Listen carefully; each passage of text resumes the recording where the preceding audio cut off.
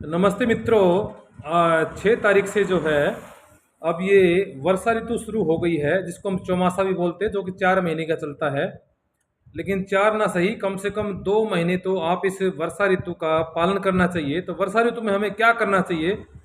वर्षा ऋतु में हमें जो है ना, एक तो भ्रमण नहीं करना चाहिए, ज़्यादा घूमना नहीं चाहिए, यानी कि सैर सपाटे नहीं करने चाहिए, क्योंकि उससे भी वात का प्रकोप होता है। वर्षा ऋतु में जो है वात का प्रकोप काल होता है विशेष रूप से ये। तो ज़्यादा घूमेंगे फिरेंगे, व्यायाम करेंगे, एक्सरसाइज करेंगे तो उससे क्या होगा, वात और ज़्यादा बढ़ता है। इसलिए ज़्यादा सैर सपाटे नहीं करने हैं, ज़्यादा एक्सरसाइज आदि नहीं करनी है, ये विशेष ध्यान रखना है। और दूसरा जो है, वर्षा ऋतु में पत्तेदार सब्जियां नहीं खानी है, पालक नहीं खानी है, गोभी नहीं खानी है, घिया और तोरी भी का भी निषेध है यहाँ तक कि, क्योंकि ये भी पत्तेदार सब्जियों से ही आती है। तो हरी जो सब्जियां हैं उसके ऊपर इस ऋतु में बहुत सारी बीमारियां होती हैं। तो इस ऋतु में जो है आप इस तरह की सब्जियां भी ना खाएं। बैंगन का भी प्रयोग नहीं करना है, तो इनका प्रयोग नहीं करेंगे। और कोई खट्टी चीज़ का प्रयोग नहीं करेंगे, यहाँ तक कि लस्सी और दही जो है उसका भी कोई विशेष प्रयोग इसमें नहीं करें। कभी कभार कर लें तो कोई बात नहीं। तो इस तरह से इसका ध्यान रखना है।